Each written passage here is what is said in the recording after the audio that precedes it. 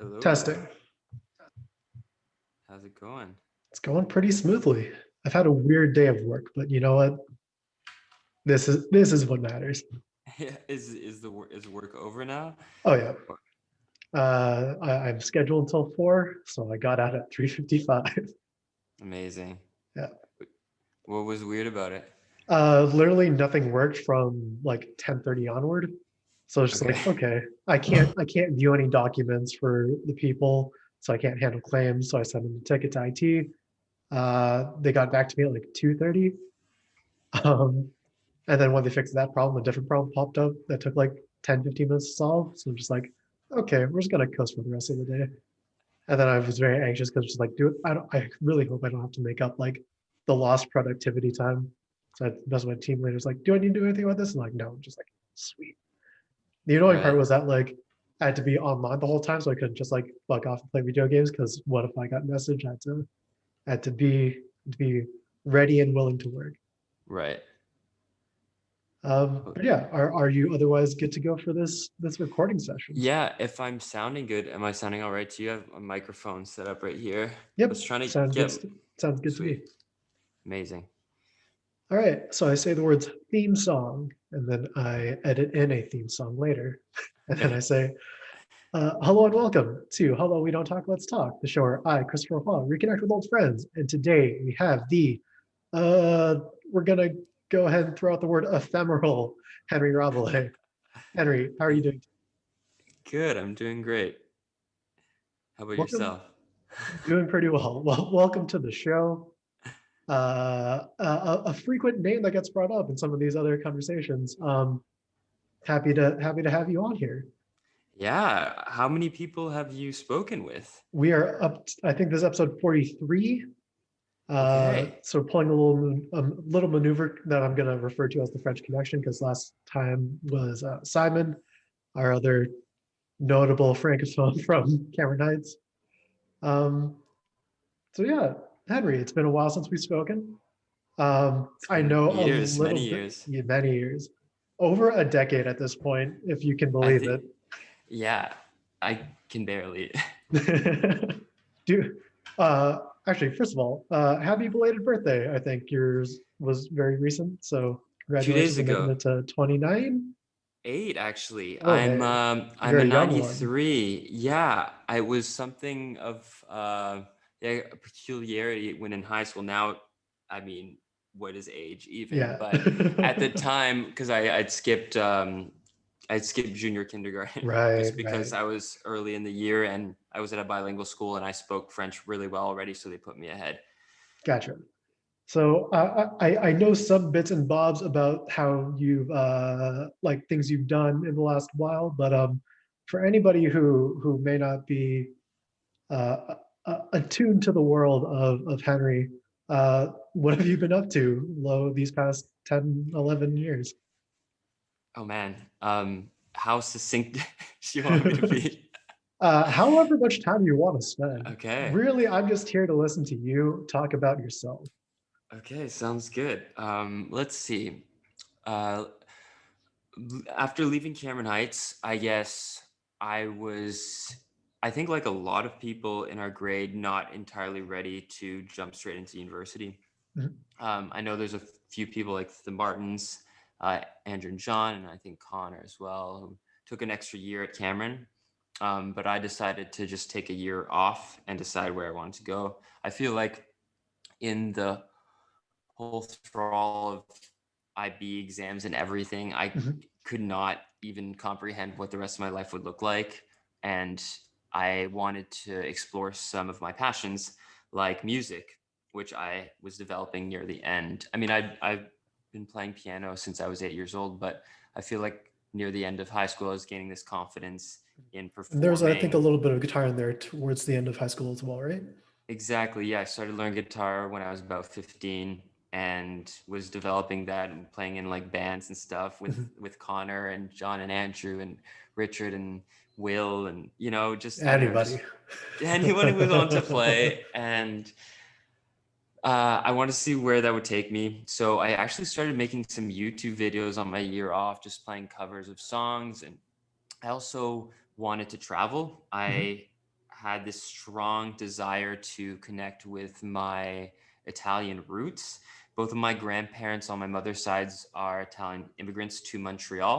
Ah, I see. And I had been like surrounded by a bit of the Italian language growing up as a child, but my mother never taught it to me because she was already teaching me French as an Mhm. additional language, which with my father who only spoke English, it would have been a lot, I think, for me to handle. I was already rejecting the French language because because I don't know if it's the whole thing between like Ontario and Quebec or whatever it may be, or just being socialized in English.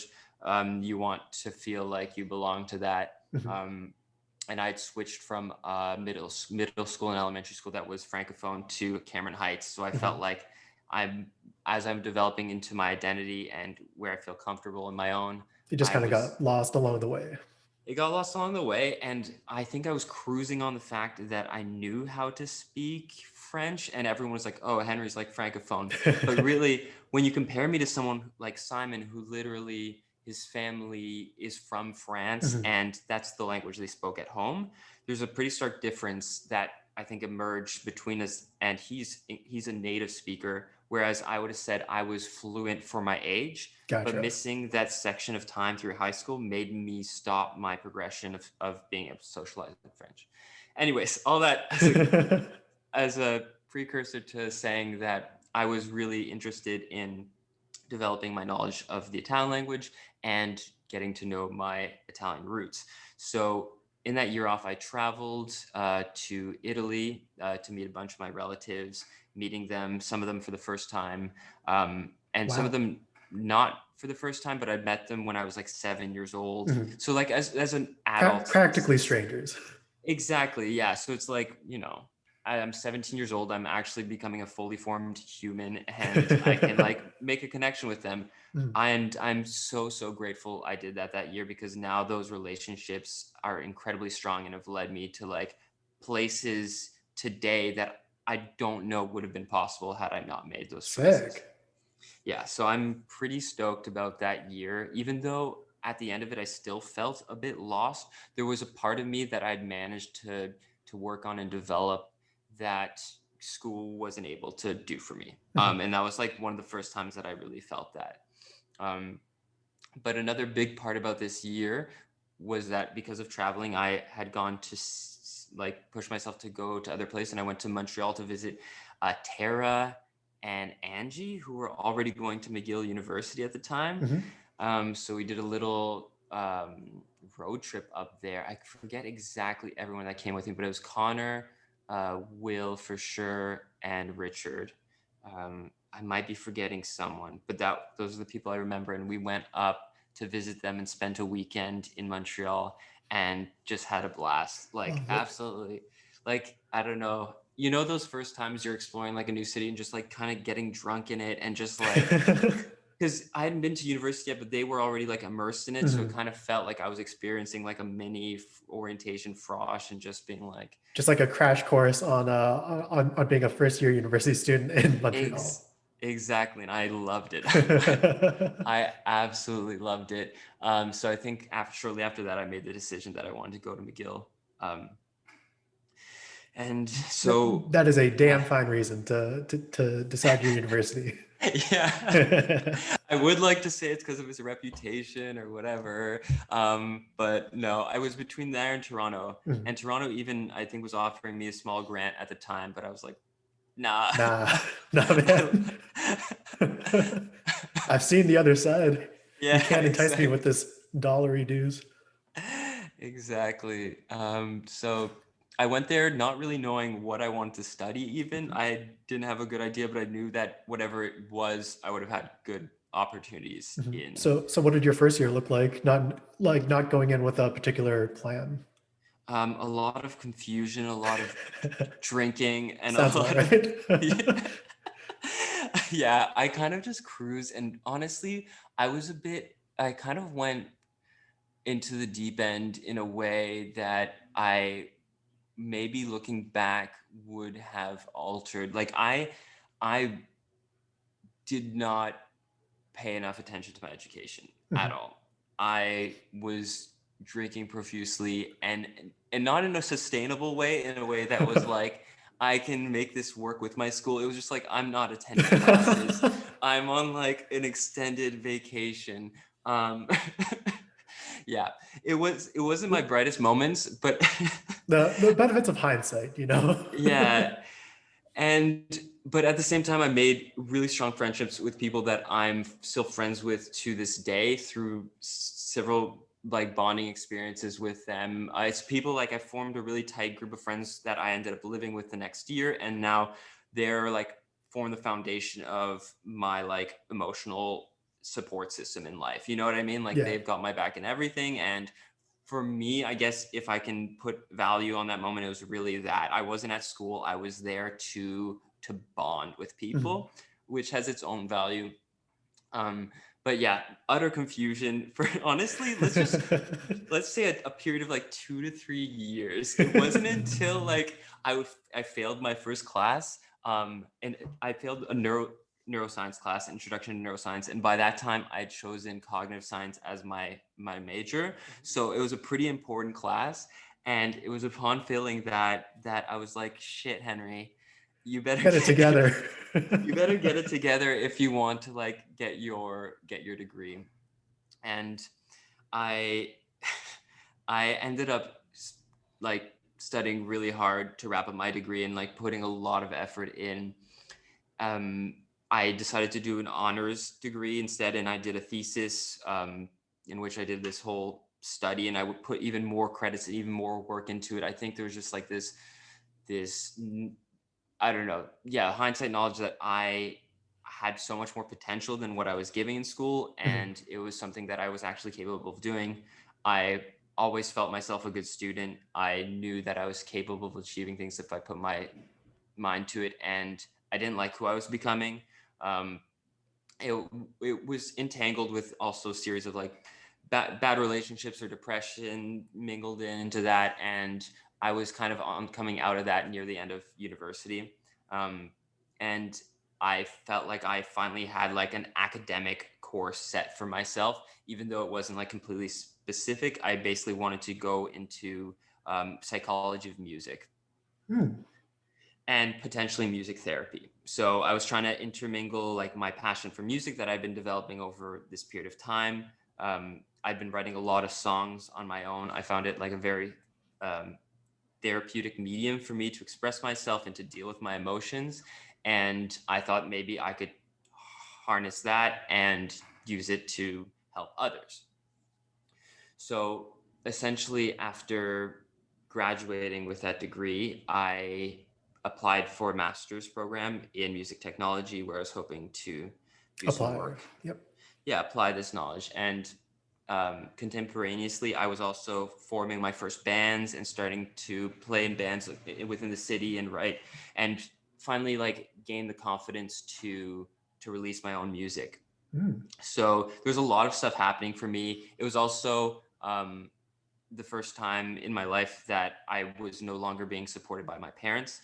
I was pretty fortunate to have their support throughout university to help pay for tuition. Also, fortunately, the tuition in Quebec is relatively low, which is nice. Mhm. But that was the point at which that they were like, "All right, you're on your own," sort of thing. And I feel like a lot of people that were even fortunate enough to experience like being supported also like experience that same sort of thing.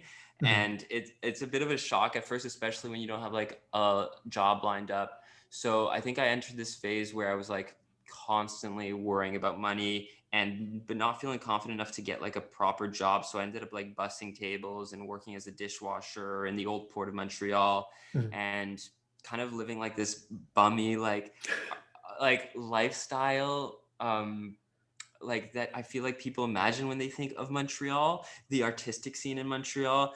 I don't know, just because it's much cheaper to live there, and there was a big developing like music scene. I was living that life of just like playing gigs and having practices, getting drunk every night, and Hell then yeah. like then working at a dishwashing During the place day, just during to the exactly just keep to the like lights make it on. Yeah. exactly. And there was this kind of like pride in the the grime of it. I don't know. There's like this idea of Just like the sort of typical life of an artist. It was like actualized in a way. exactly. Yeah, exactly. And I don't know. I have some mixed thoughts on that. I think in some ways it's real and it's powerful, and when you're in those positions where you're constantly worrying about money and a bit constantly stressed, but still in the moments of joy you're finding ways to like really live and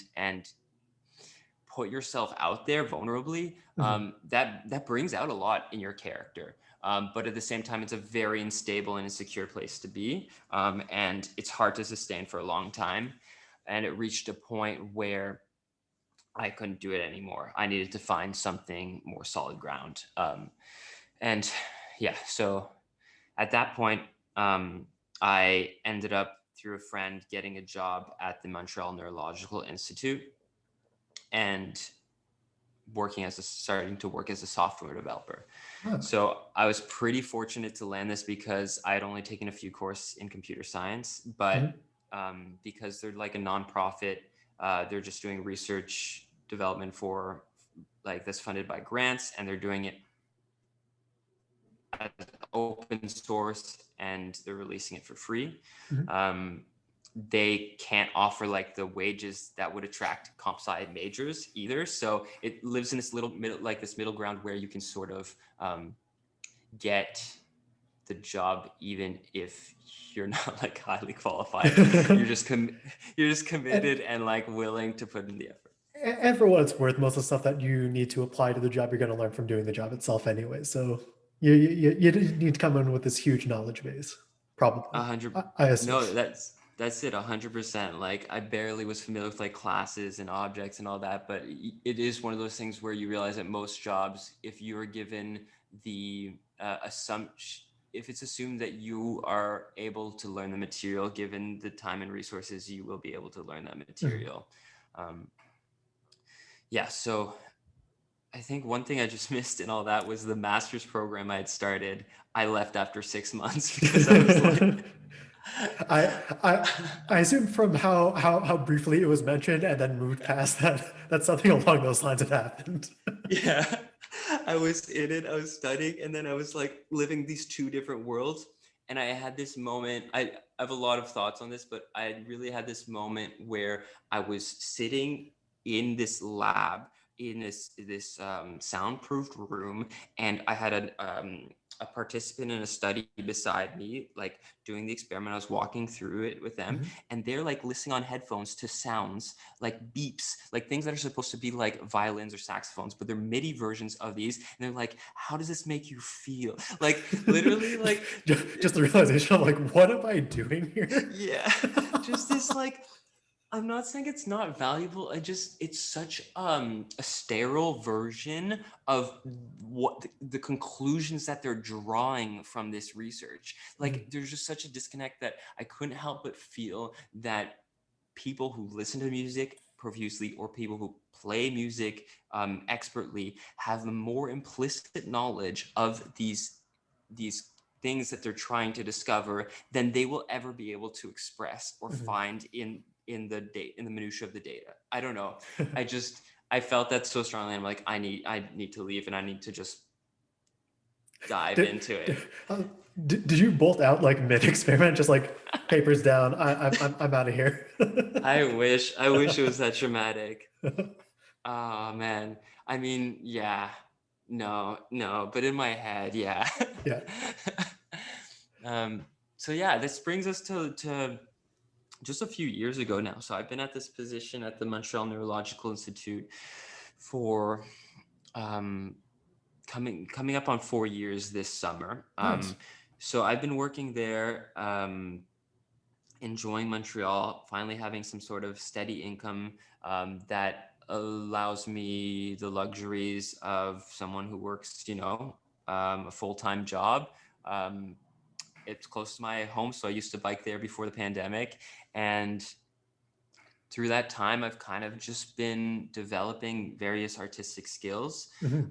I've been playing more music. I released another album with my band. Unfortunately, we've disbanded Yeah, I since. saw the hiatus post. Yeah, just things happen, people Mhm. move, and the it's the whole pandemic's completely killed the music scene. And I'm still working on my own personal stuff, and I'm hoping to release to work on an album this year. So before I was performing and writing under Aquarius Dreams, and I think now I'm going to move to artistic pseudonym that I've chosen called Henri Julian, Hmm. which is inspired by a street name in Montreal that I really love. I gotcha. So I, using I, a I was combination of like wondering, my I was wondering about the little Facebook name change. Just like I, yeah. I'm always curious about whenever someone takes on that like a different first and last name that I associate with them. Right. But Yeah. no, No, it's crazy how many little nuances go into like identity. yeah, that's the one. Like especially artistic, because at the same, it's like a name. I keep thinking of something like Radiohead or something like that, which for me is like the most wicked band, but the name is kind of silly in a way, Mhm. And it's like, but you stop thinking about them as Radiohead or Death Cab for Cutie, which is a band Yeah, I think is really great, but their name is stupid. their Like name I'm is sorry. Cutie in it. Like Yeah. what's going on? And it's just like it doesn't matter at the end, but at the same time, like it does so much Mhm. because you're the one who has to answer to that name. You're the one who has to promote that name and put it out there. So it's a complicated thing, but I feel like this is finally settled on something that mixes like myself and my love for the city that I've been living in for the past 10 years. Nice. So is that music in, I guess, a similar genre as what Aquarius Dreams was under, or are you taking on a new type of sound? Yeah, so it's going to be a bit different sound. A lot of the sound of Aquarius Dreams emerged from my original songwriting and composition, but it was like bolstered by the producer I was working with, Will Bennett, who kind of took my small folk ideas and made them into like a bit of more of a psychedelic electronic soundscape. Mhm. And he really like elevated it to a new level that I think was properly captured by Aquarius Dreams. But the stuff I've been writing now is a bit more slowed down folk music. It's going to be like a lot of guitar, banjo, um, just simple vocals, maybe some other plucked string or synths and pianos in there. Something more like I'm really aspiring to something of the caliber of like Sufjan Stevens, Mhm. stuff like Fleet Foxes, but maybe they're more subdued songs, or even something more akin to like Bon Iver's first album for Emma. So in that sort of realm, or even Bill Callahan, if anyone listening has ever heard of him. Yeah, I'm sure there's at least one Bill Callahan fan on yeah, the listener base for the show, and if I hope not, so. you may open some new ears. There you go. There you go. So yeah, that's basically where I'm headed now. I've also been working on a lot of photography and video. I've found that if I want to be an independent artist, something I'm gonna really have to do is, be able to do everything in this age. Pretty much. And yeah, like obviously there's some things that when people have an expertise, it's better to leave it in their hands. But if there's something small that I can gain knowledge on pretty accessibly now, I'm gonna do it. And I've also found a lot of joy in these new mediums. So I've been taking a lot of photography, and I've started to get photo gigs as well, shooting for various different artists as well as events, and like band photos and stuff like that. And I've started to post to my YouTube channel, just like some vlog style stuff. Uh, I basically want to document my journey as I become a full-time artist. So Nice. that's my hope is to leave my job within the next 6 months and do art full time. Damn. Yeah. So I guess the question I have on that is just like, what's the journey on sort of like, uh, I don't quite want to say monetizing, but Mm-hmm. like getting a looking for financial opportunities to flex your craft. Yeah, Um, 100%. I have like a whole document on like ways to make money from art. It's like the reality of it, like there's certain things in my life that I'm now realizing like I'm doing through like a more creative lens and a more artistic lens, and trying to find creativity in my day-to-day life that I maybe hadn't found before. It's things as simple as like the way I organize my space or the way that I cook, etc. But there are certain things now that I've feel like I've developed the skills and expertise to be able to like charge for, monetize off of. So it's going to be pretty complicated, and we'll see what works best. Like YouTube is a huge one if you can get enough of a following. Mhm. That kind of, not only is it a good source of money, but it also like helps channel to a bunch of other sources. So ideally, I'd be starting to sell some photography, both online, but also in like art shops around Montreal. I take a lot of photography of like the local stores or just typical Montreal things that aren't like touristy, like the ones that if you lived in Montreal, you'd be like, oh, that's so Montreal, you know, that Mhm. sort of thing. Um, Gotcha. yeah. And then for video, I'm hoping to start making more music videos. I've done a couple of music videos for different artists. So that's going to be a really big thing for me. And I'm hoping also now with my new music through streaming income that hopefully that brings in at least some sort of trickling effect. I don't know. It's really Mhm. hard to make it some on some kind of steady stream, some just sort of just some stream. non-zero amount. I'm currently making, and I'm happy to disclose this. I'm making $1 a month off streaming, Hell yeah. so, so pretty consistently now. So there's that. But no, it's one of those things where like I've I've been trying to do as much as I can while I'm working, but I have my limits, and Mhm. just by having a job during the daytime, it takes away a lot of energy and a lot of time. And I even when I'm not working, I'm sometimes distracted with things that might be work related. And I'm hoping that by by taking that leap before I'm ready to fully support myself, I will get that sort of last galvanizing push that I need to like get to a level where maybe I can, not be losing all my money. you know, as long as I'm like, as long as I'm not like losing a lot of money, I think I'll be mostly fine for a while. Just because Mhm. I'm trying to plan to like at least have like a 6 month grace period or something. Yeah. But I, yeah, yeah. I think a strong move is definitely to like save up enough of a nest egg so that you can like choose to pursue this for 6 months to a year, whatever timeline you choose. um and then you can feel it out, and then if you need to sort of go back to the working life, you can. Yeah, you haven't gone fully broke.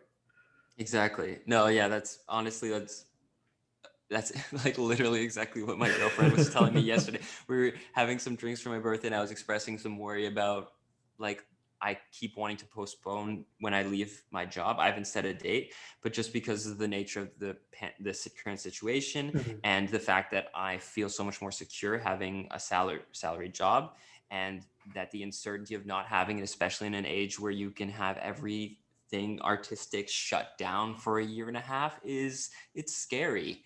And the fact that if I left my job today, I would have literally an income of like a couple dollars a month is scary, Yeah, So it's not quite where you want to be. it's not where I want to be. But you're right also that I have now developed the skill set to, if I want to, return to the same realm of work that I Mhm. was in before. Like I'm not losing that. I've worked in software development now for 4 years. It's a job in demand, and that's an option to me. And if I have to go back to it, that's not a sign of failure. That's just a sign of like circumstance, and it just means that like I need to adapt to my situation. Mhm. And seeing it like that, I think really like opened my eyes. It's something that I need to like remind myself of constantly, because it's I I feel insecure about it. I do. I really do. And I need to like constantly like build myself up that like I have the capacity in me to like make this a reality.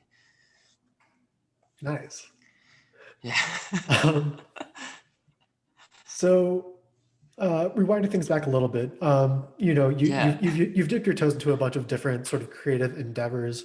Um, uh, what pushed you into sort of actually, never mind, you already answered the question, but I'm gonna finish asking the question anyways. Yeah, 100%. Like what pushed you into the sort of fields of the more visual aspect of creative output, and I guess where did you like what was your starting point in terms of like starting to own your like hone your skills in those fields?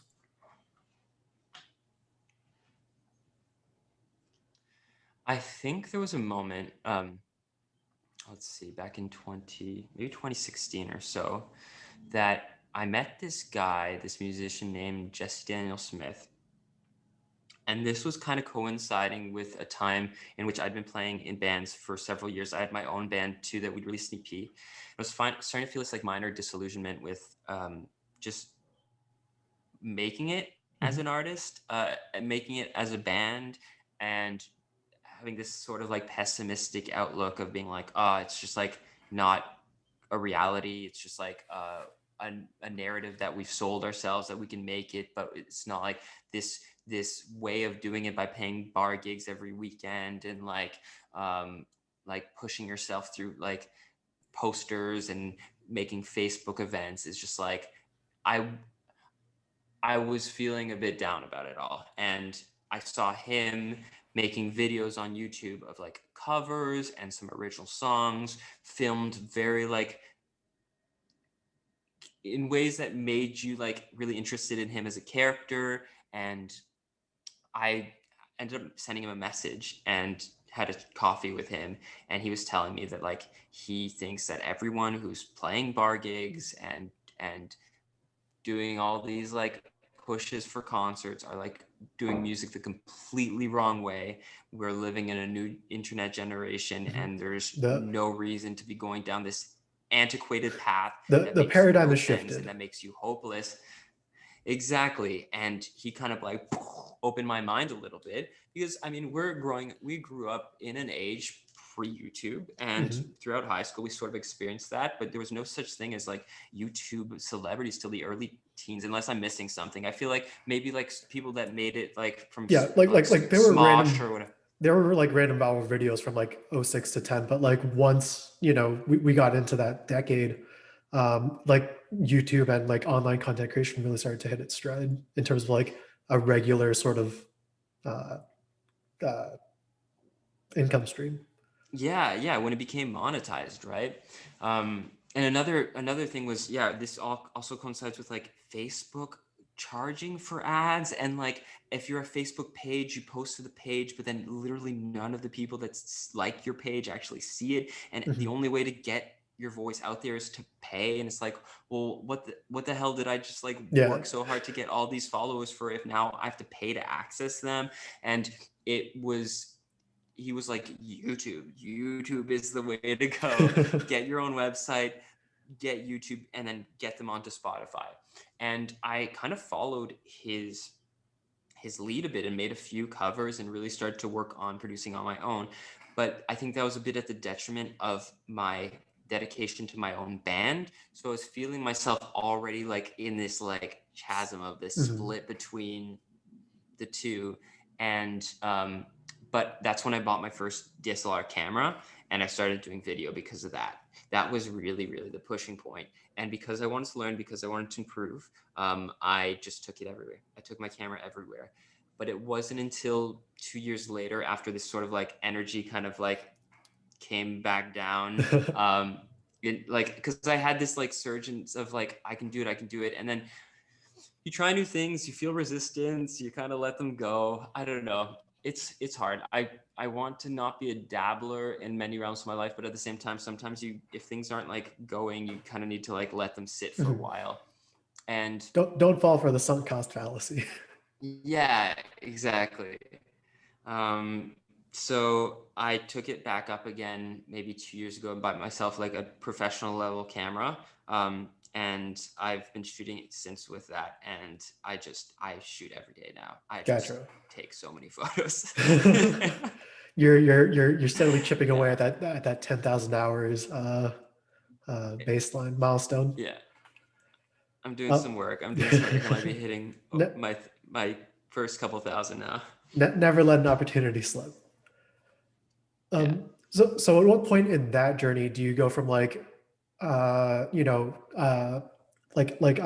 getting better, I'm getting better, I'm just gonna like keep putting energy into this versus, and then you make the switch into, okay, now I think I'm comfortable at a level that I can start like selling prints or like booking gigs?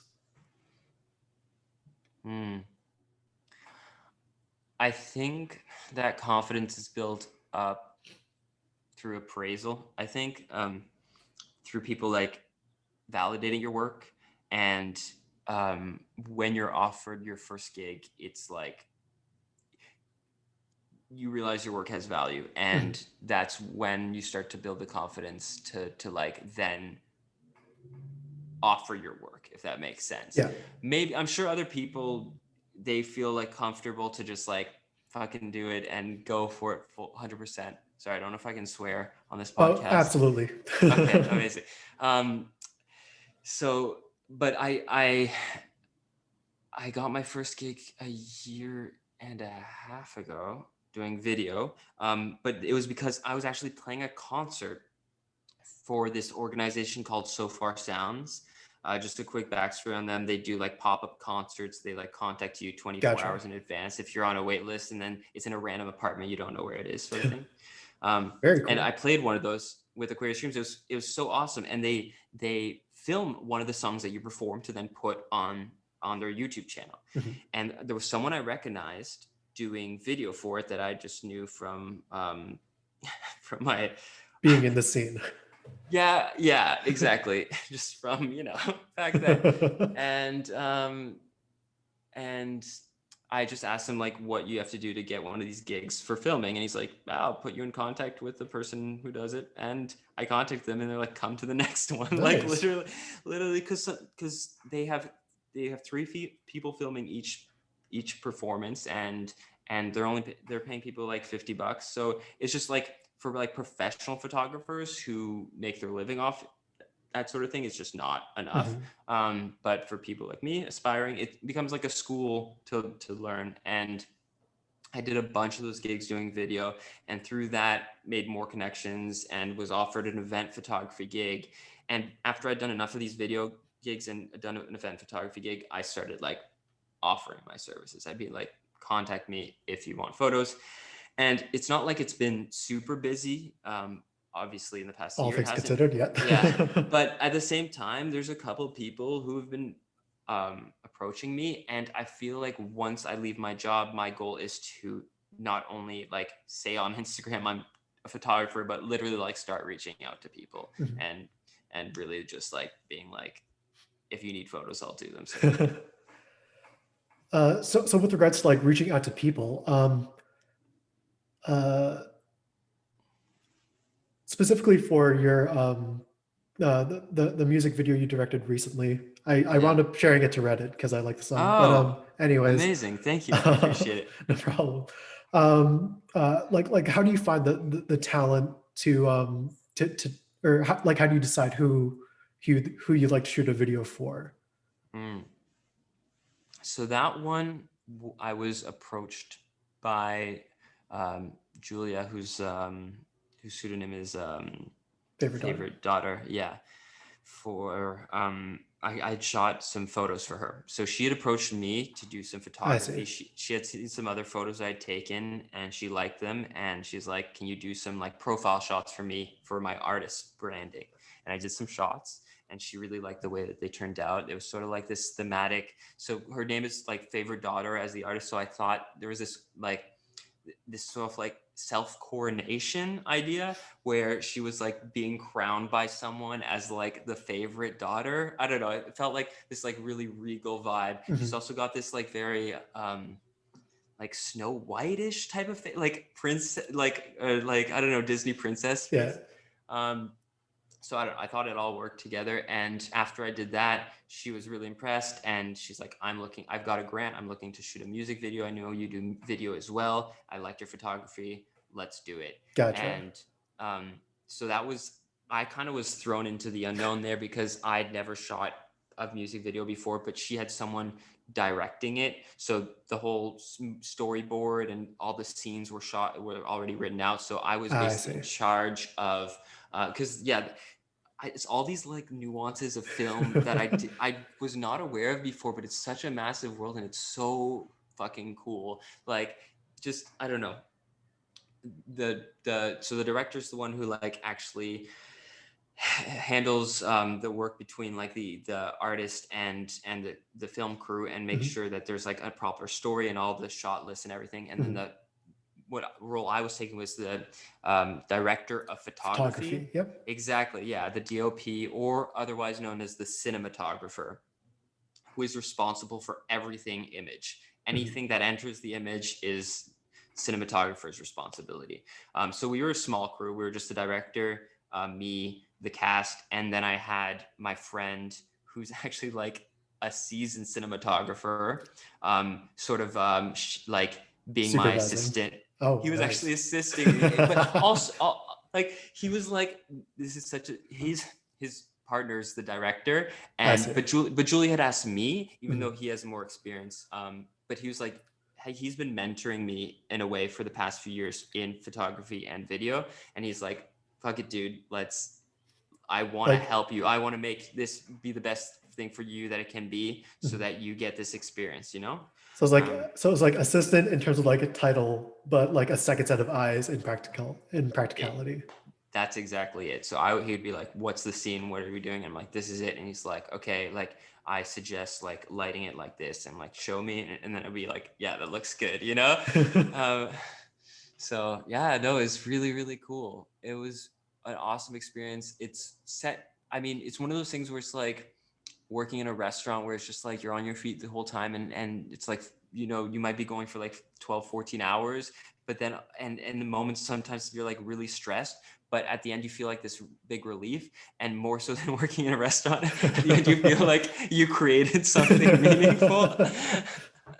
I guess if you're like a cook at a Michelin star restaurant, it'd be different, but um yeah, it feels good. And I think it's one of those things where it's a hard balance between wanting to do video work but also wanting to do fulfilling video work, Mhm. because you're also, if I want to do like become a full-time videographer or cinematographer, I might have to take some gigs like wedding gigs and stuff like Mhm. that to like fill some down periods. And that's something I haven't dabbled in, and I haven't seen it. I want to give it a shot, but at the same time, I need to come to terms with the fact that it can't Sorry. be just like, right, this whole like romanticized idea of the industry, and there's going to be some stuff that like might not be my favorite. Mhm.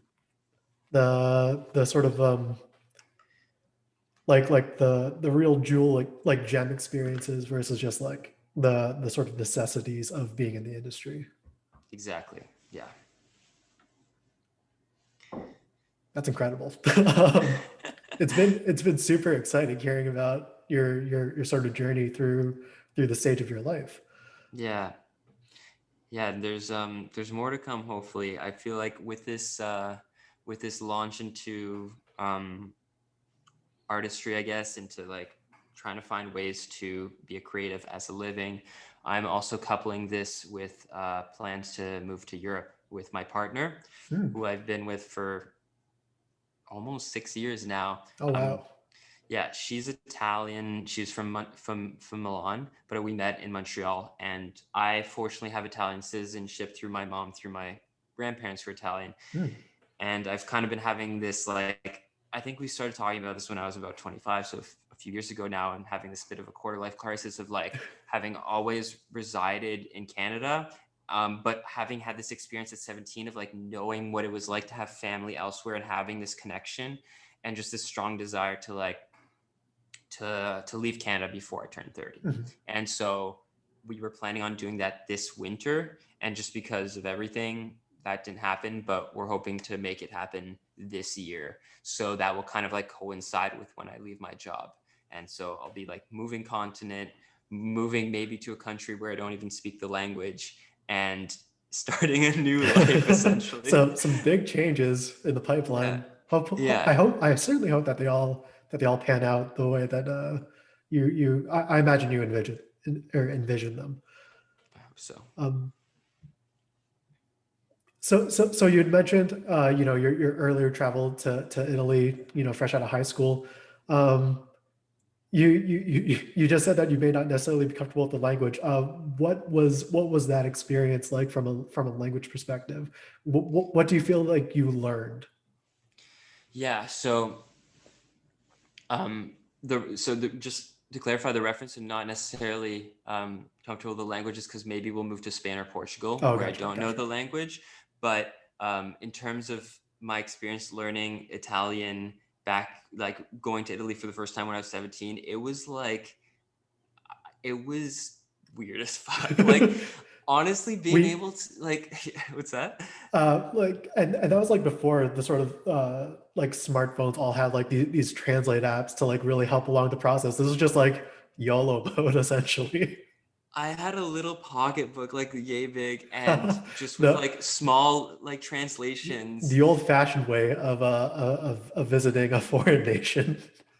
Yeah, and just people talking to you as if you would understand. Like Mhm. some people would talk like really slow and be like, "Yeah, this guy doesn't understand anything I'm saying. I'm going to talk really slow and Mhm. gesticulate." Other people were just like, "No, we're just going to talk at this speed, like kind of the same cadence as English, and I'm giving kind of mumbling, but you understand what I'm saying." Like, you know what I mean? Like that sort of thing. But in Italian, I'm like, "What?"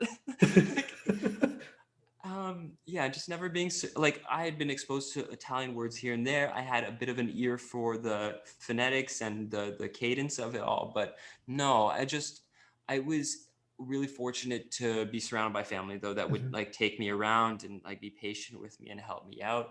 Um, but it was definitely an eye-opening experience that made me realize like I want to deepen my knowledge of this language. I want to deepen my knowledge of this country, of this culture, and this is somewhere that I want to return to. So ever since Gotcha. then, I've been going back every couple of years to visit them.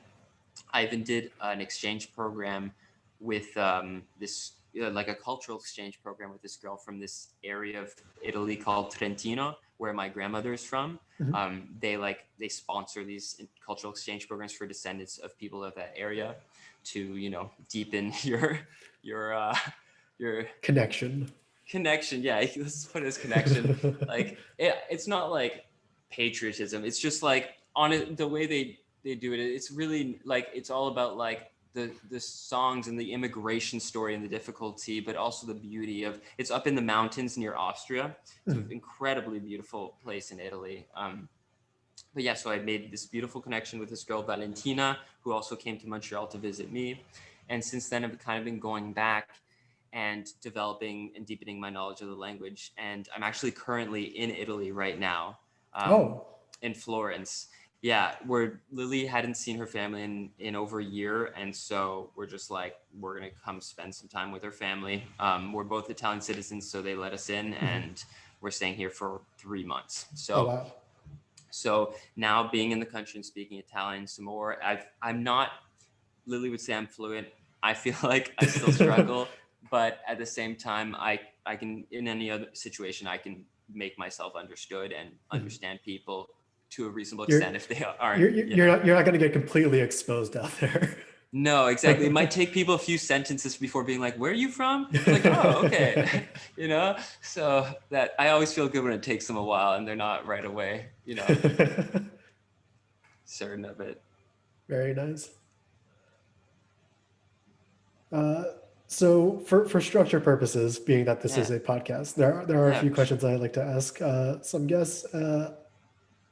So Henry, if you were to give a TED talk on any topic whatsoever, something that you care enough about or like have enough knowledge about to give that kind of presentation, what would that be about?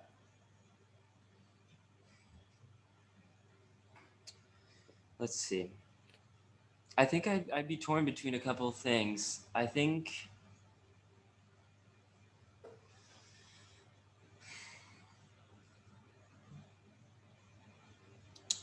maybe, oh boy, I think it'd be about viewing the world through a creative lens. Maybe that would be like um, the overarching theme, because then I feel like I could apply it to a lot of things that have brought me a lot of like fulfillment in the Mhm. past 10 years of my life. Um, and in that way, also like, um, by creative lens, I mean like treating things like in a ludic way, like as games, as things that you are like exploring, and treating it with like a bit of a childish mindset. Hmm. Because I feel like constantly challenging myself to not be afraid of failure has allowed me to like open so many doors in my life and explore so many things that maybe were being like um, squeezed out of me, I think, through like the education system and through academia. um, i I really feel like language acquisition and passion for music has are things that have like brought me the most joy in my life, and I see those as ways of like putting stuff out into the world and creating. And there's so many moments where I feel like, when you're learning a new language, you are constantly being like put down. And, some people have patience for you, but other people, you, Mhm. you are going to embarrass yourself. You're Yeah. going to say stupid shit. You're going to feel left out. You're going to, I don't know, you're going to be challenged in a way that you maybe haven't been challenged before, especially in the case of immersion into another language. Mhm. And sometimes you feel the same way with music, where when you put yourself into on stage in a position you haven't been before. And I feel like the approach of treating these like mini games in a way Mhm. has like greatly enhanced my experience in life. So maybe something like that. I don't know. Wicked. Like as someone who generally has a terrible fear of failure or rejection or anything along those lines. Um, yeah, the sort of way we grow as people is still always just like surviving through failure and like being open to it happening. Um, Yeah, so yeah, very important lessons to be learned from that sort of talk. 100%. So before we continue, did you have any questions for me coming into this at all? Yeah, honestly, I was wondering if I was gonna get to ask some questions. Or like, are most of the hard like the talks you've had more like interview style, or have they been more like Uh, so it's intense? usually like 30 minutes of me interviewing my friend slash guest, and Yeah. then I run out of like things to ask, and then Right. and then I say, do you have any questions for me? And I open up the floor to them. Okay. I don't do a great job of outlining the structure of the show to begin with because it's very just like a loose conversation. Um, so until prompted, people don't think to, just kind of blurt out with a question. But hey, I'm very much open to that. Yeah, I honestly, I'd love to hear just how you're doing. I feel like I've been blabbing away this whole time, and I mean, the 10-year history aside, like, just how are you doing now? How are things going? What are your passions? You know? Gotcha. Um, so the other side note to this is that I am the constant on this show. Yeah. So like even when I started doing this, I was like unsure about the sort of my story side of the conversation because me being the thing that's going to be on every episode, if that sort of keeps coming up, then it's just like Hmm. it like is this a good thing for the show? Should I just like have a separate sort of pilot episode, just like here's what I'm about, here's how my life's been, and then that's like episode 0, and then I can focus solely on the guest of the week in subsequent episodes. Right. Didn't do that because I did not feel comfortable talking alone in a room about myself. Um, Fair enough. so so basically that leads to this. So yeah, coming out of high school, uh, did not know what I wanted to do. I applied to a bunch of different like finance accounting programs just because, you know, at that point in my life, I was just like, gotta get money. Um, these are jobs that are, well paying, and like my parents are very much like blue collar people. They worked in the restaurant industry their entire lives. My mom as a waitress, my dad as a cook. So I'm just like, I'm part of like the first generation of this family to start going to university. I'm like doing higher education. But I had no idea what that meant because there was no like, blueprint laid out for me. Um, so yeah, I applied to a bunch of programs at UW just because it was close by and I you know, between Waterloo and Laurier, and like also college, Waterloo definitely came with the most prestige, in my mind at least. Um, did not get accepted into any of those programs, but Waterloo did offer me an alternative conditional offer to like honors mathematics. I'm just like, yeah, I kicked ass in math at high school. This should be fine. Amazing. um, Now, the main difference between like like elementary and secondary school math and like post secondary is just like there are more abstract concepts here, and you're gonna have to like put in work to kind of understand most of them. It's not it didn't come as it didn't come to me nearly as naturally as the sort of lower level math education did, and that like shook me to my core because Mm, up to that point it's just like, yeah, I'm a math guy, I can do the math, and then when it turns out I couldn't do the math because I was like maintaining the same study habits that I didn't necessarily need to use before. My sort of mental health in terms of like being in academia just spiraled out of control for a bit. So like I took notice of this. I didn't like push myself too hard, and like took a break from university just to sort of get my mind right. Worked night shift at Zares and like a couple like manual labor jobs here and there just as a temp. Um, and through that period, Christmas, birthdays, whatever, my family would ask me, just like, when are you going to go finish your degree? I'm just like, I don't know if I wanted to, but at that point, it was just like, you know what? I've been doing this for like 3 years. I'm like close enough to finishing a degree that I can at least get one to make it feel like, I was gonna say worth it, but even the experience of like knowing that it wasn't what I necessarily wanted to do was still overall worth it. But right. it's to sort of appease my family. I was just like, yeah, we'll go back and we'll finish a degree. So I ended up pivoting from math to economics, just because that was where my electives were, and like things that I experienced in like courses in university that I experienced that I actually enjoyed. Right. Um, so yeah, luckily I found something that I at least enjoyed doing as an alternative. Um, but then I got the degree, and then the question pivoted from when you're going to finish your degree to when you're going to get a job, because I Right. How soon after? exactly it was 6 months of like lightly job searching because you know the trend is just like, here's an entry level job, here's the experience you need, and I did not have that experience because I didn't do co-op and stuff. Right. um, and me not realizing that like the requirements are bullshit. You could just like even if you don't have the requirements, you can still apply. Right. uh, and know that at the time, so I just like didn't. Nobody tells you that Yeah, shit. like that's Like it's so they're dumb. like ideal candidate if like heaven sent a perfect idol of a person to like fulfill the job. This is what they want. But everyone who like yeah, the person who is often fit for the job they're asking for is applying for another job. Yeah, like it was like that's one of those realizations that you come to as an adult. It's just like, man, that's so dumb.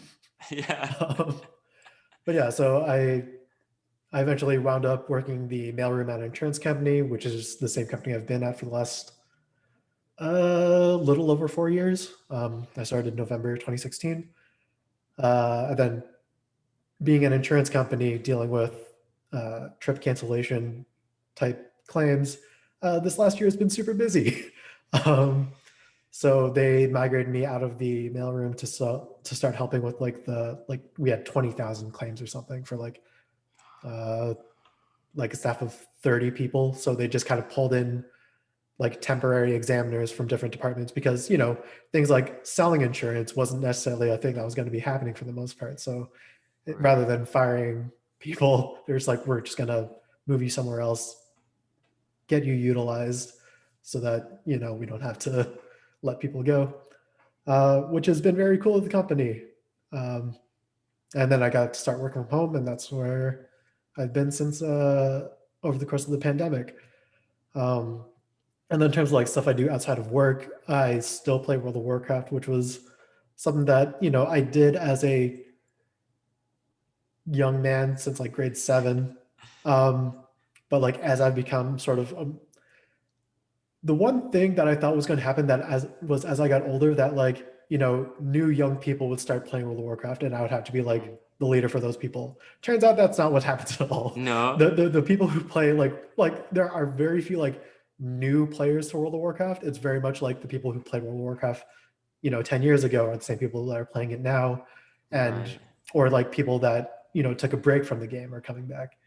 Um, so like when I started my World of Warcraft gaming career, I was, a fresh-faced young lad, and now I'm like still relatively a fresh-faced young lad Yeah, to I a was bunch of just gonna boomers. say. Yeah. Um, so yeah, that's where I spend my Tuesdays and Thursdays. Obviously started doing this show as a there's a litany of reasons why I say I started doing this. I can't figure out which one is the most accurate at this point anymore. Because, there's a part of me that's just like, okay, um, leading into it, did not have great public speaking skills or like talking about myself skills, which was something that, I like had an interview experience and they're like, tell us about yourself. And then I just kind of froze because don't really like talking about myself because I rarely feel like there's a lot there in terms of like substance. Um, but this show is a way to like, on occasion force myself to do that, just to get better So you, at doing it. so you did it intentionally Yeah, as a self-development yeah. tool. Like that was one angle. The other angle is just like I enjoy the like I truly am curious about like how people are doing these days. The people that I'd spent 4+ years with off and on again, um, just like seeing every day. And in this digital age of social networking, I don't actually talk to a lot of them for years on end, even though they're like a button press away. Do you think your strongest bonds with people was made in high school? Yeah, I'd say so.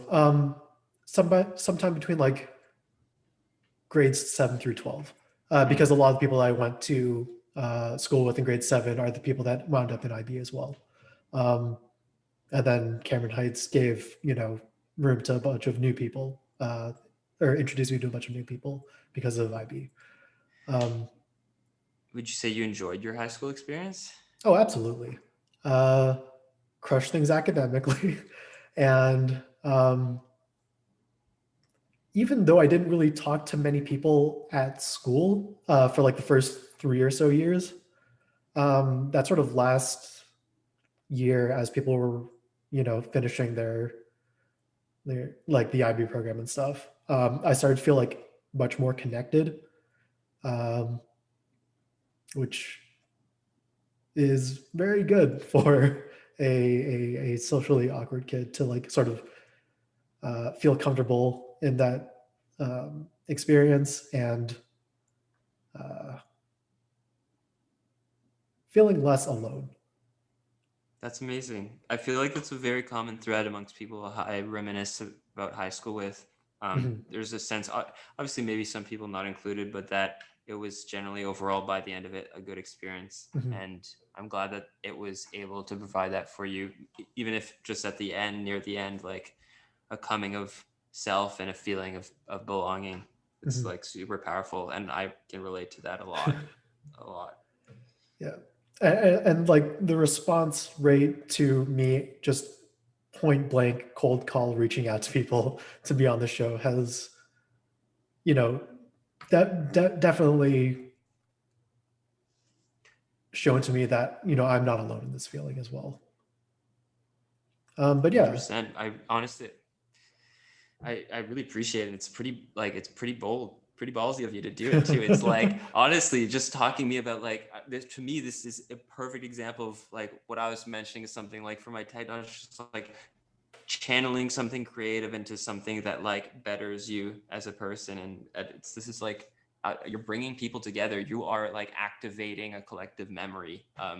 through all of us in a way, you know, I don't know. Yeah. And I feel like there's something, I don't know if I was the only one feeling it, but feeling like super nostalgic lately, especially in light of like their 10-year anniversary of graduation last year. I think Mhm. I was starting to plan with like Andy. I was talking to him about doing a Yeah. 10-year reunion, and it there was just like starting to be little buzzes, and then everything done, and just like there's just like this longing, and I feel like over the past few months I've been feeling really nostalgic, and I think from what I can boil it down to is that there's like it's so hard to feel longing for the future because we don't know what it holds, and we've like had a year Mhm. of not knowing what anything Yeah, more than a just month just a would sort of reveal. demonstrable uncertainty where it's Uncertainty. like, well, let's hang on to something that we know because it's easier Exactly.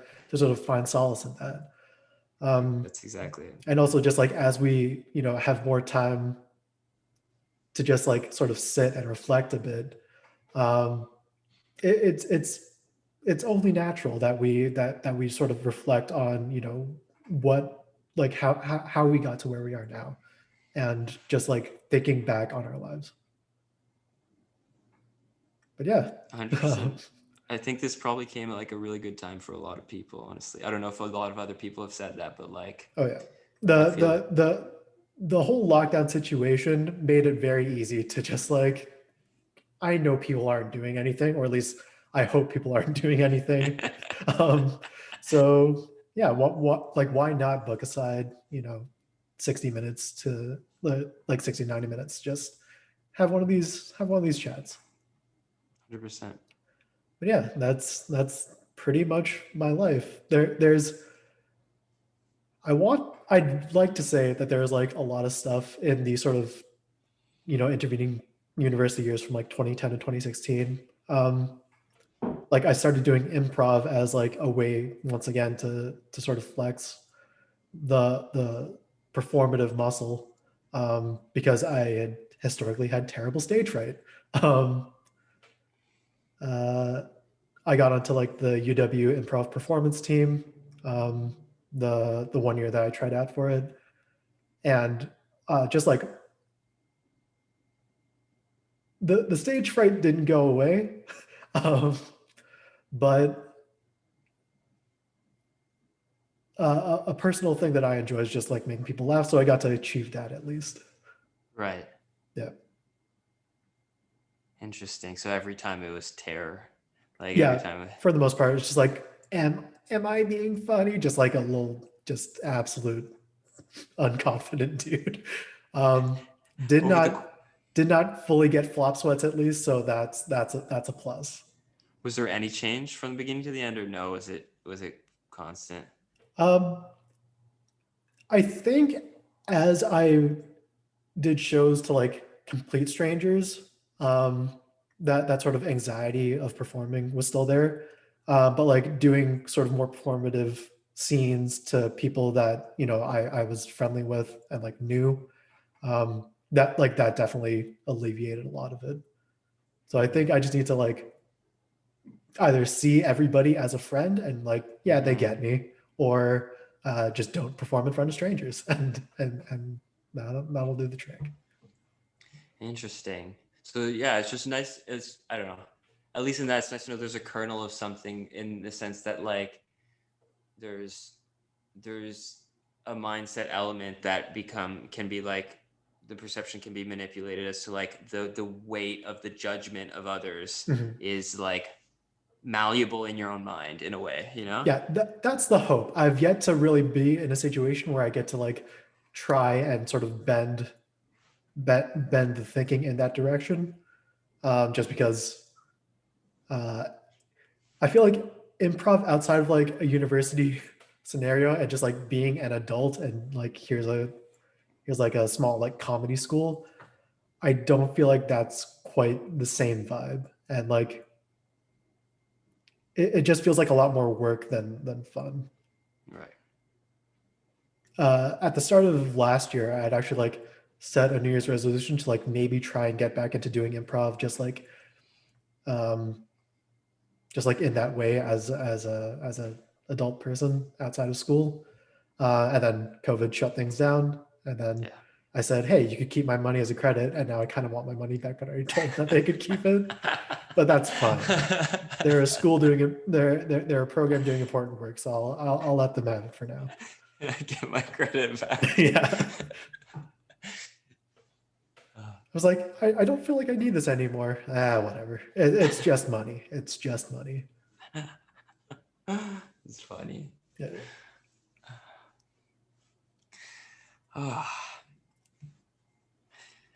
So I guess trying to anticipate a potential move for you in this year, and like having been in Italy for a little bit now, like what are some things that you miss about Montreal? um, let's see. I already miss. It's gonna sound stupid. It's gonna sound like I'm. I feel like I've said this to people as I was leaving, like friends of mine in Montreal. Enjoy the winter, and they were like, "Fuck you." Oh my God. But I was like saying it sincerely, and they thought I was just like completely Trolling. like trolling them. But no, I love ice skating, and Mhm. I love there's something about for me like the energy of winter, especially maybe it's more felt in Quebec or something. There's like more of a culture of it, but just like going skiing and like building forts and I don't know, Mhm. the brightness of the snow on the ground that it like it for me it's not winter until there's snow on the ground, you know what I Mhm. mean? So there's something about that and the juxtaposition that causes with summer that for me is like quintessentially Eastern Canada, I guess. And I'm gonna miss that a lot. I'm gonna miss that so much because that doesn't exist here. And I don't know. That's like one of my parts of my identity, like screaming at me, like you're a Canadian boy. um, so I think that's going to be the major part. Right on. Another one is my Montreal's just a beautiful city in the summer, Mhm. super bikeable. So many parks, and you can like hang out and have picnics and drink in the park, and just I don't know. It's just like there's a joie de vivre there, and it really like permeates the city in the summer. Not to Mhm. say there isn't that in Europe. I think it's just particular to there's some element of it in Montreal because it's an urbanized city, but there's so many green spaces. Mhm. And that and most cities at least that I'd be in Europe, it's all stone Yeah. everywhere.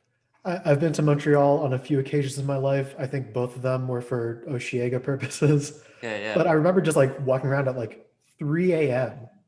And like the city is still just as like beautiful at that time of night as it was during the day. Yeah, yeah, it really is. Very So yeah, lively. there's just a little, there's a charm about it that Mhm. I don't know if I'll find another city. Who knows? I mean, each one has their own, but I can definitely see myself at some point in my life moving back and living more long term in Mhm. Montreal. But I need to fulfill this like this polling feeling, you Mhm. know, I'm getting from Europe at the moment. Yeah.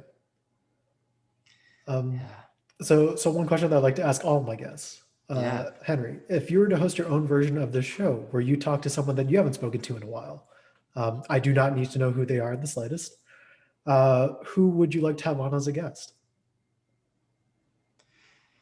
Someone that I haven't talked to in a while, Mhm. like from high school or just from any point in my life. Anywhere, any point in your life. Oh man, that's tough. That's really tough. Oh yeah. There's a couple people. Yeah. Like based on the sort of like breakdown of how things have gone for you in the last decade, it seems like you've met a lot of people. I've met a lot of people, and the crazy thing is, I'm in touch with so many people still. Oh Like hell my yeah. like, there's like, I'm like from high school. All my like the ones I people I was like talking to every day. Mhm. I'm still in touch with a lot of people from university. I'm still in touch with, and so often the people like, it's I don't know. I think there's got to be a couple people that just kind of like fell off along the way. and it'd be really nice to talk with him again. That's a really good idea. Um, maybe I That should do that that. Maybe I should that start a podcast. that part where your eyes lit up and said that's actually a really good idea is like what I truly want to get out of doing this show. Is that like, you know, like encouraging other people to just talk to each other? Because why Yeah, not? What yeah. are we doing here? There's a friend named Michael, who I knew since I was very young, like in elementary school. Mhm. And oh no, to top that, Luke Nechtel. Hell yeah. I have not spoken to Luke Nechtel in years, and I would love to speak to Luke Nechtel. Likewise. Have you spoken to him? Not at all. Have you There, been there, able to there, get in touch with? there's a long list of people that I absolutely want to hear from. Luke Nechtel is definitely among them, and I'm just biding my time, just going down one by one to to knock him out. Now that being Okay. said, the fact that I know this person means that, you know, if I am struggling to think of a guest, I could give at least you know, someone else the opportunity to hear what's happening to Luke Nechtel. So that is a good answer. Perfect. Amazing. Yeah, all of a sudden I knew there's little pieces and just like once in a while it's like I literally have never spoken to him, and I've known him since because I didn't meet him at Cameron Heights. I knew him from the bilingual school Oh wow. when I was like 4 or 5 years old, and we were best friends in the I I bilingual did not school. have him pegged as a kid that went to a bilingual school. Went to the bilingual school with Will McLeish Mhm. and Duncan McCarran and Allison, I forget her last name. Um, Shirley but Thomas. yes, exactly. And Hillary Vizel. They were all from the Oh bilingual damn. school. I might be one or two I'm still missing. Corey Goldstein. Um, and so I lost touch with all of them. And then a lot of them came to Cameron Heights. Mhm. And then Luke and I rebonded, and we were on the swim team, and we were like super tight. Nice. After high school, I haven't heard from him.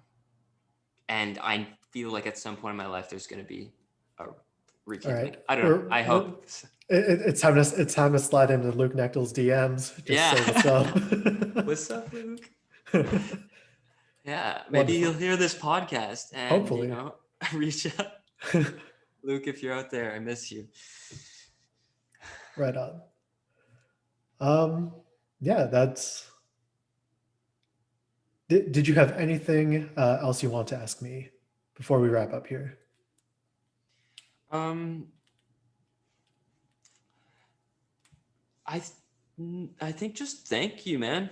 I just want to give you a big old thank you. It's fucking awesome talking to you. I got a lot of this experience. It's really nice to hear from you, and I know like obviously we weren't necessarily the closest people in Mhm. high school, but at the same time the fact that you like still are interested in my life is like heartwarming and very cool. I don't know, like often you will like you'll comment or like something, or like the fact that you even shared the music video that I posted, like that means a lot. That really means a lot.